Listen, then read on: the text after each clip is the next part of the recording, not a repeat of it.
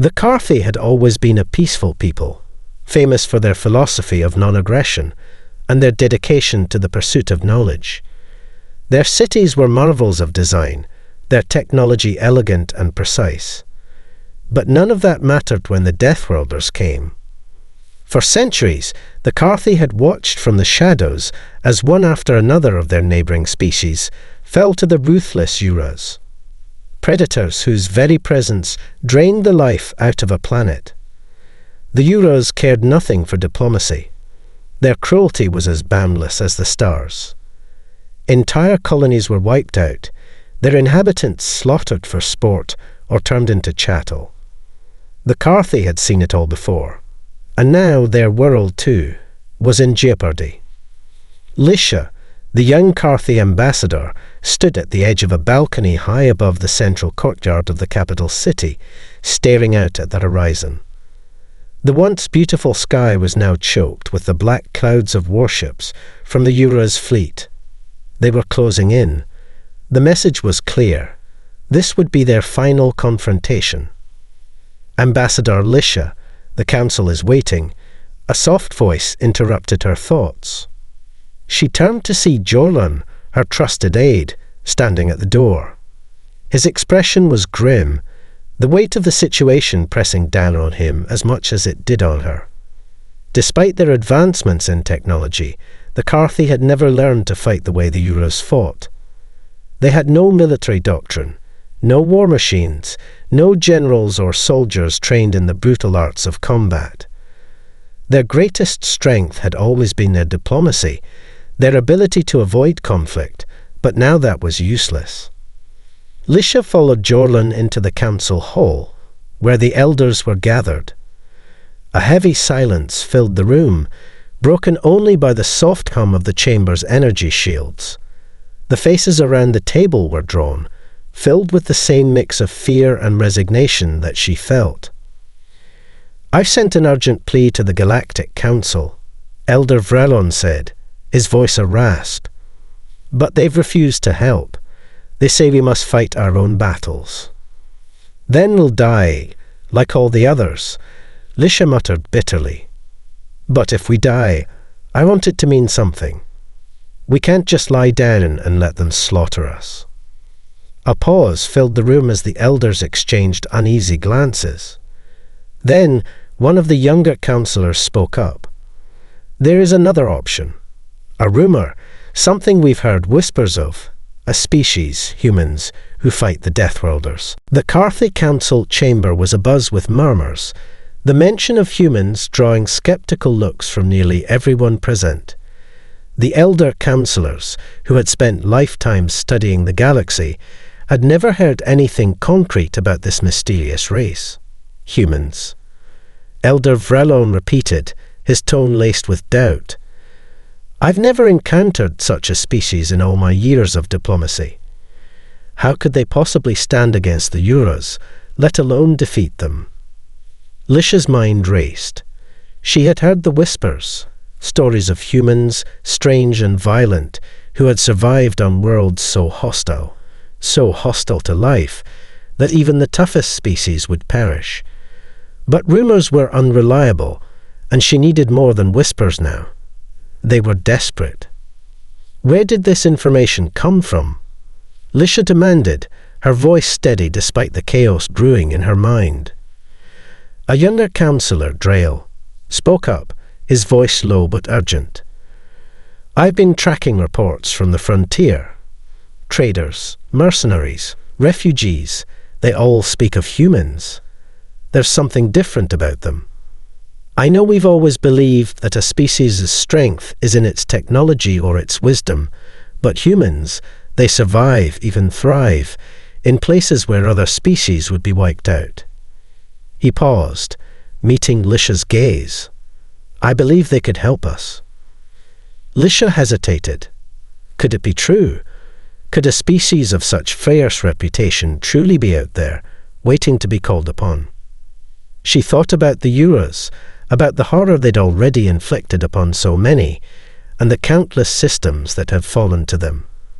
But her heart also carried something else, a shred of hope. "Then we must find them," Lisha said, decisively. "Reach out to them. If they are what they say they are, we may have no choice but to trust them."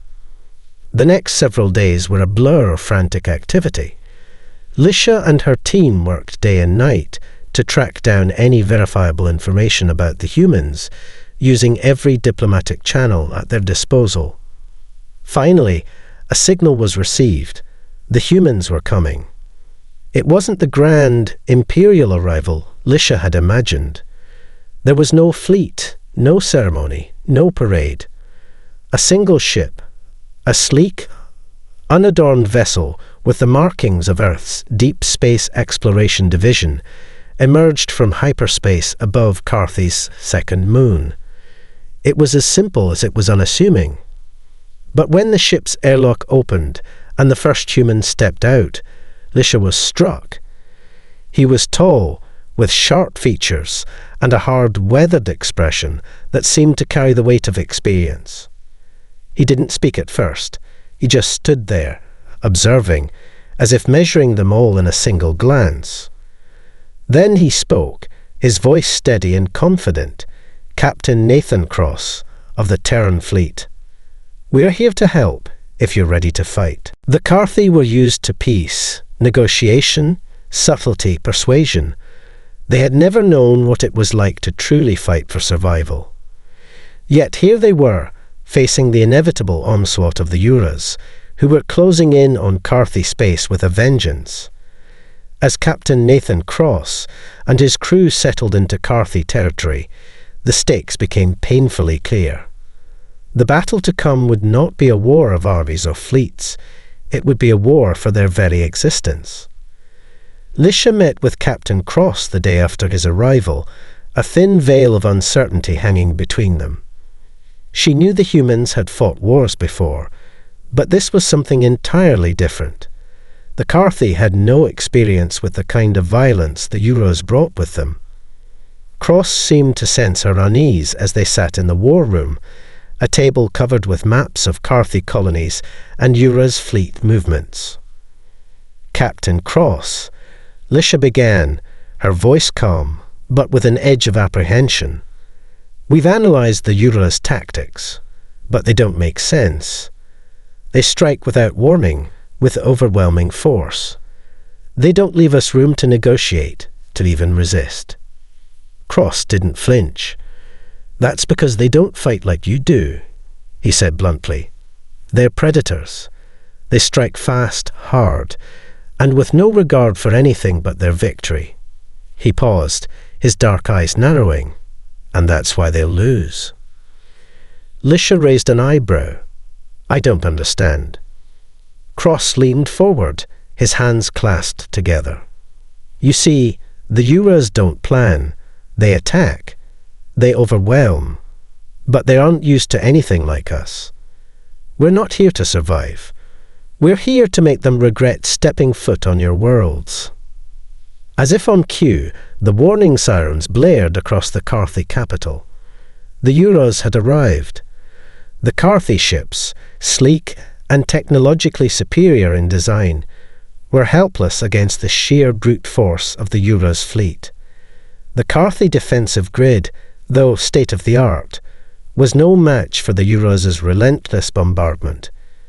In the first moments of battle, Carthy space began to fall apart at the seams. But the humans were ready. Cross's voice cut through the chaos, a calm anchor in the storm. "We need to hit them fast.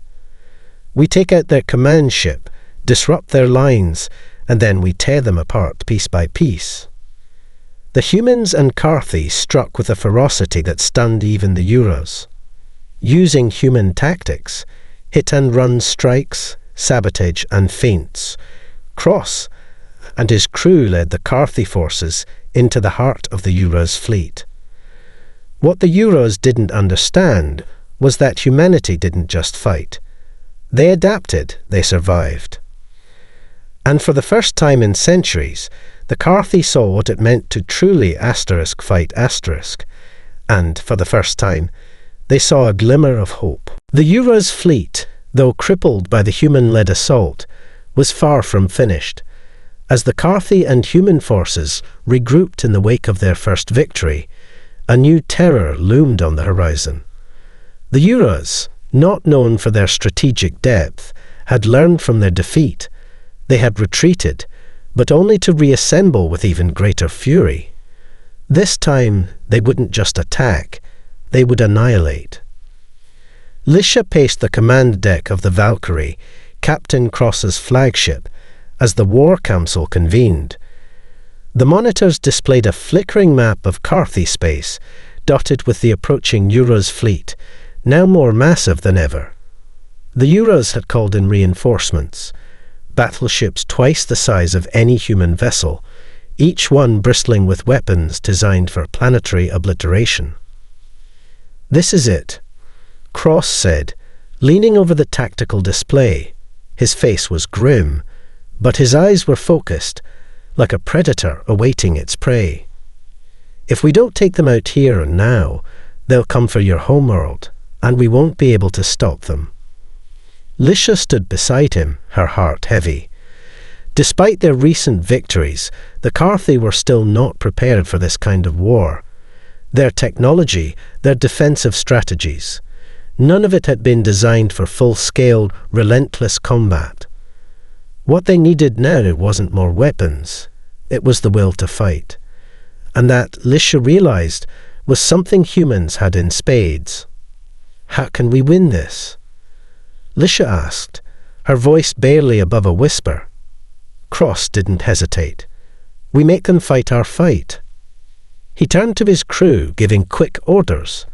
The plan was simple, almost brutally so.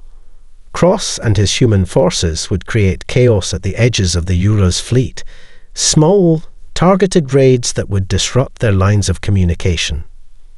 Meanwhile, Lisha and the Carthy would focus on disabling the Euros battleships one by one. They'd have no choice but to engage in close-quarters combat, where their superior numbers and viciousness would be less of an advantage. "I've been to worse places than this," Cross said, his voice cold, but with a flicker of something like amusement. "You're fighting for your homes. We're fighting for our survival. Let's give them a war they'll never forget." The battle was brutal. The Carthy, though more advanced in technology, struggled to match the sheer ferocity of the Euros. Human tactics, disruption, ambush, sabotage had them off balance. But it wasn't just the technology or the strategies that made the difference. It was the human resolve, their unyielding determination not to back down, no matter the cost. As the hours wore on, Lisha watched in awe as Cross's team worked with brutal precision, always one step ahead of the Euros. They didn't just fight, they made the Euros feel their defeat. For the first time in history, the Carthy weren't just surviving, they were pushing back. But the cost was steep. The Euros weren't going to give up without a fight, and the Carthy, despite their newfound strength, were learning a hard truth. Victory didn't come without sacrifice. The aftermath of the Euros' assault left the Carthy with both a sense of pride and a deep well of dread. While they had managed to stave off immediate disaster, the price was steep. Entire Carthy cities had been levelled, dozens of ships lost in the fray, and countless lives had been sacrificed. Even as they regrouped, Lisha knew the next wave of Euros forces would not be so easily defeated. The Carthy were no longer a defenceless species, but they were still far from ready for what was coming. Captain Cross wasn't fooled by the temporary respite. He had fought in battles before, and he understood what the Carthy didn't yet. The Euros would never simply retreat. They'd learned from their mistakes, and they were already plotting their next move. But what unnerved Lisha more than anything was how calm Cross remained, as though the storm of war had never rattled him. In the following days, as the Carthy began to rebuild and recover, the humans took on a new role. They weren't just allies anymore, they were teachers. Cross and his crew began training the Carthy in tactics they had never dreamed of, tactics born from centuries of human conflict, honed in the crucible of battle on the harshest of worlds. "We're going to teach you how to fight like us," Cross told them one evening, his gravelly voice punctuating the gravity of his words. "Surviving isn't enough. You've got to outthink them, outmaneuver them. You've got to make them afraid." The Carthy were quick learners, though the shift in mindset didn't come easily. They had always relied on defense and negotiation, but here they were being taught to act, to strike, to become the predator, not just the prey. One of the first lessons they learned was how to use psychological warfare against their enemies. In the past, the Carthy had always respected their opponents, even in the face of brutal aggression. But Cross drilled into them the importance of ruthlessness. "If you hesitate, they'll destroy you," he would say. You need to make them question every move they make. The first step to victory is making them believe they're already losing. Lisha found herself spending more and more time with Cross, observing how effortlessly he instilled this new mindset in the Carthy warriors. His leadership was quiet, almost understated, but it was undeniably effective. The humans weren't just teaching the Carthy to fight. They were teaching them how to think like survivors, like warriors. The Carthy were no longer just a race clinging to their way of life. Under Cross's tutelage, they were evolving into something different, a species capable of inflicting fear, not just receiving it. But even as their training progressed, Lisha couldn't shake the nagging thought that the coming battle would demand more than they were ready to give. The Euros had underestimated the Carthy once, but they wouldn't make that mistake again. The time for training was over. After weeks of preparation, the Carthy were ready. Cross had drilled them relentlessly in small unit tactics, ambushes, and the art of psychological warfare. They were no longer a species defined by their passivity. They were a species learning to fight. But in the back of Lisha's mind, the ever-present dread of the Euros lingered. It was just as she had feared. The Euros were back, and this time they were coming for Carthy's capital. Their scouts had detected the Euros' fleet gathering in the far reaches of the galaxy, a full-scale invasion force that would rival anything the Carthy had ever seen. Cross had warned them that the Euros would not just come with more ships, they'd come with strategy. The Carthy had never faced an enemy that could think like they could, and that fact terrified Lisha. The battle began in the dead of night, when the Euros launched a surprise attack on the outer colonies. Their fleet moved in swiftly, intent on overwhelming the Carthy defences before they could mount any organised response. Lisha was awake when the alarms rang, her heart pounding as she rushed to the command centre. Cross was already there, barking orders, his voice a beacon of clarity amid the chaos. "We can't hold them with conventional tactics. We need to draw them in, split their forces, and hit them hard." Lisha's eyes locked with his. "But how? We don't have the numbers. Even with all your training, we're outmatched." Cross met her gaze, unflinching. "Then we'll make them think we do." He ordered a diversionary strike on one of the Euros' forward command ships, sending a small human Carthy strike team to create a massive explosion at the edge of the fleet's formation. The goal was simple: confuse the Euros, create doubt, make them hesitate. As the plan unfolded, Lisha watched, heart in her throat. The explosion rang out across space, an intense burst of fire and shock waves. The Euros' fleet, momentarily disoriented, faltered. For the first time in the battle, they didn't press forward, they pulled back, reassessing their approach. Cross didn't give them time to recover. Now, hit them while they're off balance. The Carthy, armed with new tactics, moved quickly.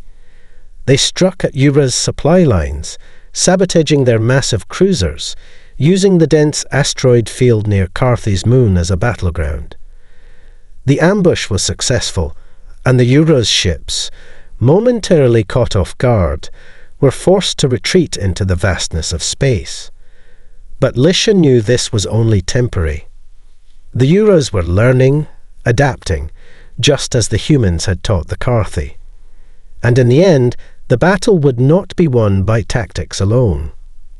It would be won by something deeper, the willingness to sacrifice, to fight, even when the odds seemed insurmountable. As the battle raged on, Lisha realized that the Carthy were no longer just surviving, they were becoming asterisk warriors asterisk. Despite the tactical success of the recent ambush, Lisha knew the truth. The Euros would not relent. Their counterattack had been temporarily stymied, but not defeated. They were too relentless, too adaptable, and their hunger for destruction was insatiable. The Carthy had gained ground, but at what cost? The debris fields left in the wake of their skirmishes were a grim reminder of the sacrifices made. The Carthy fleet had taken heavy losses. Human forces had fought valiantly, but even with the edge that Cross's tactics gave them, the fight was brutal. Every victory felt hollow as the casualties mounted. Carthy civilians, soldiers, and even members of Cross's own crew had fallen. The human captain had grown quieter in the days following the ambush, his usual self-assured demeanour now tinged with a rare, subtle bitterness. No matter how many Euros ships they destroyed, every victory had its price. Lisha found herself spending more time with him, watching him struggle with the weight of the lives lost. She could see the exhaustion in his eyes, the burden of leadership that seemed to grow heavier with each passing day. "We're not out of the woods yet," Cross said one evening as they looked out over the war table, the map of Carthy space now riddled with enemy forces. "The Euros are regrouping. They've called in more reinforcements, and they're going to come at us with everything they've got." She had never seen him so vulnerable, so weary. For the first time, Lisha began to understand the depth of the cost of war. The Carthy had lived their entire existence avoiding conflict, using negotiation and diplomacy to stay safe. But now they were at the heart of a brutal war, and the lives of everyone they knew, Carthy and humans alike, hung in the balance. "Are we ready for this?" Lisha asked, the question hanging in the air like an unspoken truth. Cross turned to her, his eyes tired but resolute. "I don't know if we'll ever be fully ready, but we're going to face it head-on, because if we don't, there won't be anything left to fight for. The Euros don't stop. We can't either." The words were blunt, but there was no room for softness in this war. Lisha nodded, feeling the weight of them settle deep within her. She had thought that the Carthy's greatest strength was their ability to endure, to survive. But now, she understood, it was their will to keep fighting, no matter the cost. That night, she lay awake, staring at the ceiling of her quarters. The stars outside seemed so distant, so unreachable. But as she closed her eyes, she knew something had shifted in her heart. The Carthy had been haunted by the threat of annihilation for too long. But now they were becoming something more. They were becoming asterisk fighters asterisk. And they would do whatever it took to survive. The final clash was imminent. Carthy space had become a bloodied battlefield, every system a twisted wreckage of what it once was. The Carthy fleet had been battered, and the survivors, humans and Carthy alike, had been driven to the brink. But there was no turning back now. The Euros had pulled every asset they had into a singular crushing wave, one that would either break the Carthy or destroy them completely. Lisha stood on the command deck of the Valkyrie again, her eyes fixed on the approaching Euros armada. The sight was both awe-inspiring and terrifying. Colossal battleships, some of them 5 times the size of any Carthy vessel, bristling with weaponry, their war banners fluttering in the vacuum of space like the heralds of death. But despite the odds, Lisha felt something she hadn't before, a strange, unsettling calm. She could hear Cross's voice in her mind, steady and unyielding, urging them all to move forward. If we fight, we win. If we don't, we die. "We're ready," Cross said, his voice echoing behind her as he stepped onto the bridge. His eyes were bloodshot, his uniform torn and stained with the residue of battle. But in his gaze there was still fire. "Everything we've done up to this point, it's been for this. For today." Lisha met his gaze. "And if we fail?" He shrugged, the weight of 1,000 battles in the movement. "Then we'll die fighting." The Euros don't understand that. They think they can crush us under their heel, but they've never fought anything like us. She nodded, feeling the weight of those words sink in. The Carthy had learned to be more than survivors. They had learned to fight back. They had learned the lessons of human resolve. And with that knowledge, they would face the Euros head-on. As the first shots rang out, the skies above Carthy's capital seemed to explode. But this time, the Carthy didn't cower. They didn't retreat. They fought, using every trick Cross had taught them. Small, fast ships darted in and out of the Euros' formations, sabotaging, disrupting, and causing chaos. The Carthy flagship, now armed with human tech, launched precision strikes that pierced the Euros' defences. It was no longer a battle of numbers. It was a battle of will. The Euros retaliated with everything they had, but for the first time, they found themselves unable to overwhelm their enemies. Carthy ships, though fewer, fought with a fury born of desperation and unity. Cross's leadership, honed in countless human wars, had turned them into a force that could no longer be ignored. The Euros had underestimated them, and now they were paying the price. In the final hours of the battle, the Euros' flagship, the heart of their invasion, lay in ruin, a flaming wreck in the depths of space. But Lisha knew the victory wasn't just in the destruction of the enemy. It was in what the Carthy had become. They had faced death, and they had fought. Cross stood beside her as the Euros' ships began to retreat. His eyes were distant, his face drawn with exhaustion, but his lips curled into a faint smile. "You did it," he said softly. Lisha looked out at the stars, her heart pounding with the relief of survival, but also with the quiet satisfaction that their world, their people, had risen to meet the challenge. "We did it," she said, her voice steady now. "And we'll keep fighting, no matter what." As the Euros retreated into the depths of space, the Carthy were no longer a people haunted by their vulnerability. They were a people who had learned to fight, and they would never be the same again. The galaxy had witnessed the rise of a new force, one that would never again be afraid of death. They were Carthy, and they had survived.